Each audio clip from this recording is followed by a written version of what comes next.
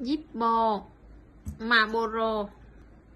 Marlboro là Marlboro zin của hãng nha mấy anh. Cưỡi ngựa quăng dây nè, rất là nét. Anh nhìn thấy nét không? Rất là nét luôn, thấy không? Còn này là cái này là zin của hãng ha. Marlboro cưỡi ngựa quăng dây ha, zin của hãng nha. Đó. Zin của hãng nó có cái logo Marlboro nằm sau lưng nè. Cái là Marlboro zin của hãng nha mấy anh. Không phải là hàng ở đây độ đâu.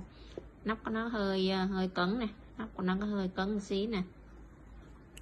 Zin của hãng, Marlboro zin của hãng ha. Zin của hãng số pass. Đó. Marlboro 10 La Mã. Để rút bột cho nó ngon.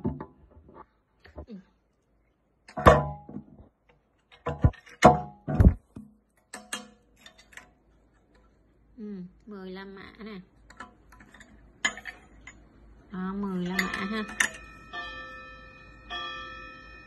Đó. Anh quay rất là rõ ha, rõ đến từng hạt bụi luôn á, cho anh dễ coi.